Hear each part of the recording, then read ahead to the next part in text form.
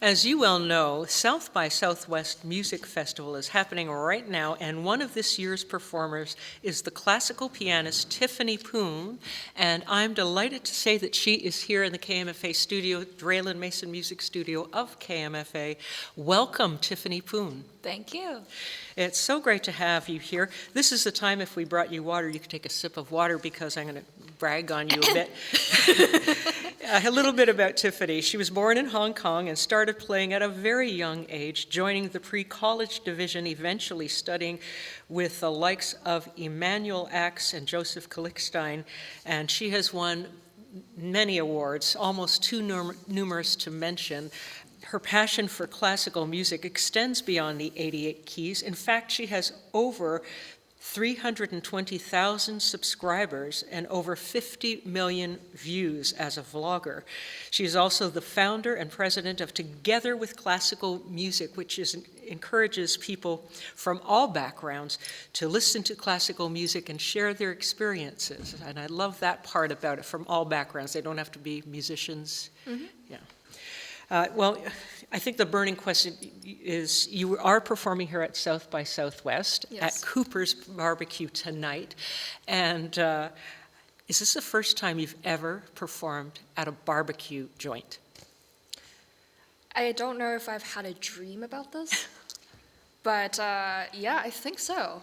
Although it's kind of hard because in my young days, I would play in random places. Just, if there's a piano in the mall when I was like 5 or 6, I would play. So I can't recall if I've played in a restaurant because that could have happened in the past. But I mean, Austin, South by Southwest, barbecue restaurant, that's a very particular atmosphere and I'm looking forward to it. I have no idea still what I would play. I think I have a rough idea, but I'm just excited to experience the crowd. Hopefully there will be a crowd sure. Since I'm opening the showcase. I'm opening awesome. the classical showcase, and yeah. And the time of that? 8 p.m. Yeah, opening, okay. It's an all-women lineup of other artists as well, and I am the most traditional playing dead people's music artist on the team, so yeah. How did that come about, though? I want to know. I don't know. You didn't have any say? I didn't ask for it. I'm grateful, but I did ask for it, I wasn't like, please let me in. I was just checking my emails, and I got an invite. To South by Southwest, Mm-hmm. but how did it happen? Did you have a say as to where you got to play, or did they just say? No, they were just like, I think you have an interesting way of bringing classical music to other places aside from just the traditional audiences and the traditional spaces, and so Theo was very nice to just invite me, and I was like, sure. I've heard about South by Southwest in terms of like indie bands or like pop artists, so I didn't think that I would be invited because I'm not that cool, Oh, yes, you are. With all I try to wear the jeans to be like, yeah, I can be cool. All those YouTube users are, come on, you have such a wide audience already. I'm sure dog videos have a lot more views. Cat videos. I'm a dog person, so all during COVID, and I'm sure you would recognize this, just to make ourselves feel better. I could hear in the next room if my husband had a dog video on because they played that really saccharine piano usually, like a real saccharine thing just in a loop. And it's like, you're watching dog videos. Anyway. Anyway. Say they've got billions of views. Well, and another exciting thing is you have a brand new album out, Diaries, Schumann. Yeah. When did that come out? And it came out February 9th, 2024. Very recent. Already it has over 3 million streams. It's like 4 million now. 4 million streams, charted at #1 on Apple Classical in the US, Hong Kong, and the Netherlands, Germany. That's pretty amazing. And #1 on the Billboard charts, traditional classical. Congratulations. Yeah, thank you. Did you expect that with your first album? No, but I aimed for it, for sure, because I wanted to make a statement with this album, I think, for a long time. I think people were like, how can you be a serious classical musician? Like, can you really play? You have, so many followers, but does that actually translate into classical listeners and classical supporters? And I'm so grateful that my audience really showed up and listened, and they've been exploring Schumann's music with me because they've heard it in my videos. And yeah, it's just been very, very exciting. Also kind of like, really, this is happening That's kind so of feeling. So it's been really great, and I'm just happy Schumann won, you know? Yes. Because Well, part of the album is also, it's about growing up. Essentially, it's Diaries, it's this introspective journey, and that was during an existential crisis or journey during the pandemic when I was like, I'm a pianist, but I can't play, you know, for people in real life. So I did live streams and things like this, but still was missing, you know, a place to really express myself fully. And I haven't had an album in over a decade, and I've never really presented myself as a classical pianist right now at my current age. Right. And so I wanted to invite people to think about themselves. Who are they? Who would they like to be as a person? What do they stand for? So many reasons to be thinking about all of these questions. And yeah, that's kind of ultimately what led to this album. And the last collection of pieces on my album, it's called the League of David's Dances, which has a little philosophical background where Schumann's trying to fight against sensationalism. And so, yeah, I'm happy for Schumann that the League of Davids won and got to number one, I guess. Because, yeah. Yeah. Well, I share a lot of values of Schumann's, and I'm just excited. Oh, wow, that's interesting. Some of the values you just mentioned, can you say a little more? I made a joke about dog videos. Nothing against cat and dogs videos, okay? It's cute. I love to follow Snoopy. I think Snoopy is, for example, the epitome of Schumann's spirit in terms of different characters and different personalities. He can be Joe Cool, he can be a lawyer, he can be a cook, he can be, the flying ace. Is that yeah. I think that's basically Schumann's music in terms of like personalities, because Schumann has at least two in his music, Eusebius and Florestan. Yes. And Eusebius the dreamy one, and the Florestan is more of the forward-thinking, passionate extrovert. Do you prefer one or the other of those? You know, I think I have both personalities, if not more than one, kind of like Snoopy. But this is the first time I've actually got to talk about Snoopy and Schumann. But when I was trying to think, how do I introduce Schumann's music, especially because a lot of people might know more about, let's say, Chopin, Mozart, Beethoven. Yeah. Schumann's like Schumann. So I'm just excited to have this opportunity to talk more about him and his music, his imagination. Yeah. What an imagination. I think we are all different characters in different times of days. And I love that he's vulnerable in that way. Okay, and so there's like a track for every moment. Yeah. I think in traffic, we're all different people. Exactly. Here in And now today we are dressed up a little bit for the cameras and the audio mics. Yesterday it was, jeans. This morning, though, my voice was hello.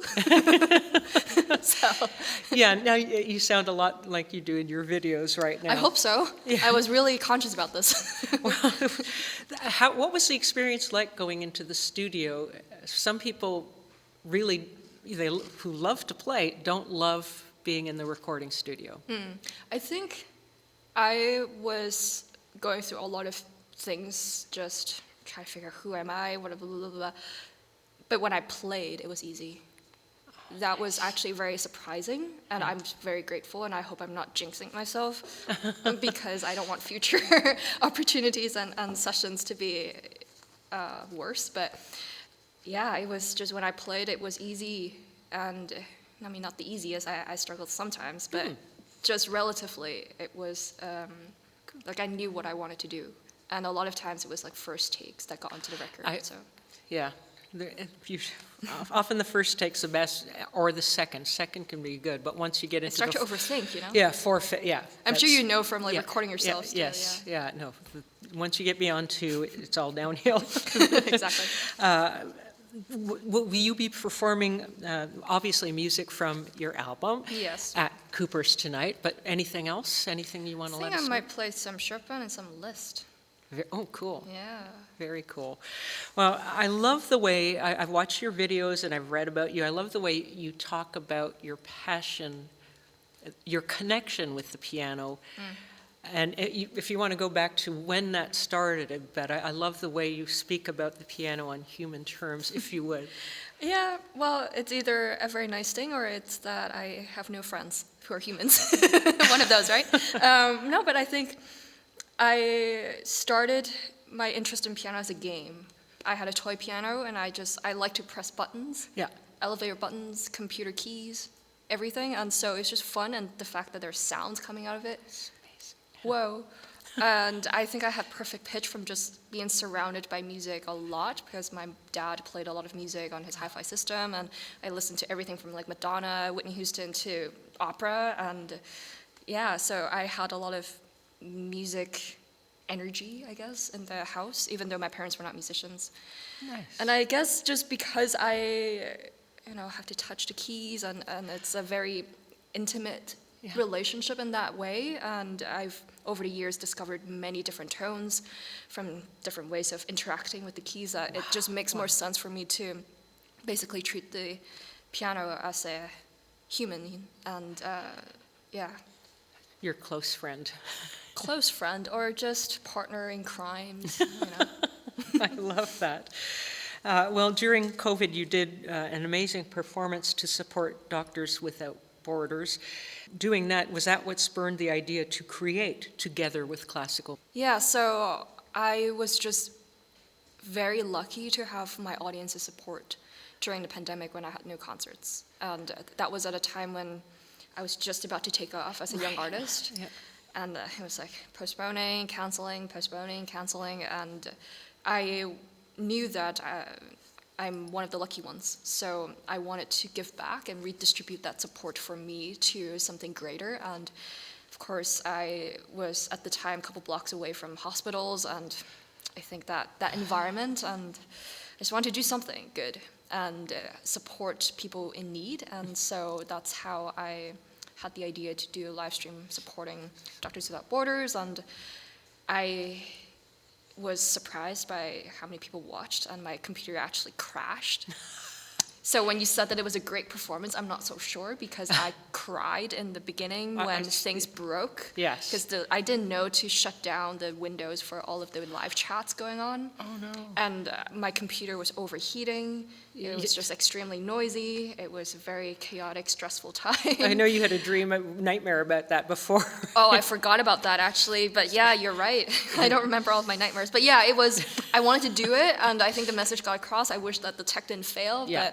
But People loved it.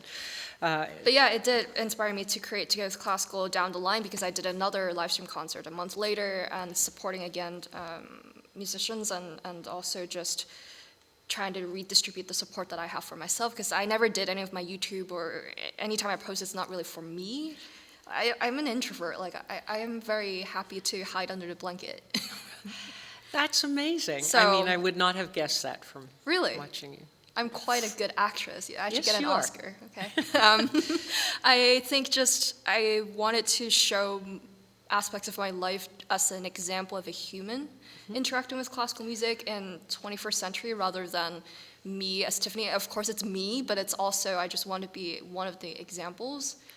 And somehow, I guess the human aspect, people connect with that, and then they get into classical music, which is just, I'm very lucky. Well, how long has Together with Classical been going on? Since 2020. So Right, it was since right 2020. after the live streams that I was like, you know what, I want to do something for classical music in a way that isn't just for the professionals. Yeah, right. And because I made a video project asking people, what are your experiences with classical music? When was the first time that you listened? I don't know what yours was, and what was it like, and what's your relationship to classical music? What does it mean to you? And I had over 1,700 responses, and they were like essays sometimes. So it took me 3 weeks to go through, and they were from all over the world, from all different kinds of backgrounds, and it actually opened my mind a lot, and I'm so grateful that people were so open to me, because I had a realization that, of course, but I didn't really fully acknowledge this until I read all of those responses, that classical music is for everybody, but also just not that it's for everybody, it's in so many people's lives, and we just usually don't associate classical music with everyday people. It's like packaged in a very specific way. You have to go into a concert hall, be quiet, la la la, and actually people can listen to it on their, driving, Right. or maybe they're completely different industries and they interact with it every day, So. But all of that from that simple question, and because you were curious. So I was curious, and also I was like, I'm not that much of a narcissist, and I would like to know what my audience's lives are with classical music, because I spent a couple years talking about mine. So That's just wonderful. Now, all of that said, given that you are at South by Southwest, and you've been here a few days already, you've probably met a lot of musicians from different genres, etc. Have you made any connection or any plans to maybe work with a musician from another genre? I mean, your album's doing so well and it's straight ahead classical, but would you consider working with some of the people you've heard so far? I don't know yet. I think I will always follow what feels right to me, and I've always been very traditional. But, who knows what I'll get into and what will inspire me. At the moment, it's been 19th century philosophy, and because I study philosophy at Columbia, so... Yes, you have your BA, right? Yeah. So that's my background, and so it's very natural to be inclined towards Schumann and the Romantics. So. Was that what brought you in, Schumann being a very complicated but very deep human being? Is that what made you want to study philosophy? No, I think I wanted to study philosophy because I was very lucky to have a 4-year full ride to Columbia. And I was like, well, I've been given this amazing opportunity to study whatever I want. So I took a class called Philosophy of Art, and that inspired me a lot. It was the first day morning class, first day of college, and I was like, I never think about what is art and what is good art and what counts as art, what makes up art, all of these analytical questions. Wow. And to be thinking about that before 9 a.m. in the morning, it's just very eye-opening, and it made me realize that I love to read books, but I actually don't love to analyze the books. I love to understand the philosophies and the reason behind the human behavior, and not from a psychology standpoint necessarily, but more of like, what are the values that they stand for? What's the author trying to tell us about human life? And so it was very natural. And then I read Goethe, Schiller, and all these German philosophers and books, and E.T. Hoffmann, and so it kind of just all made so much sense for me to present Diaries now as like a statement of who I am, all of my backgrounds involved. That's so interesting. Do you have a favorite philosopher or philosophy?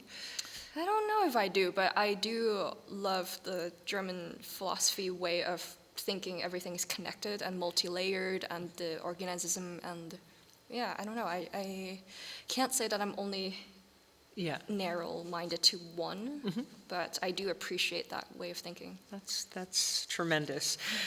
Do you have anything else coming up after? What do you have coming up after South by Southwest? Promoting the album for sure, but...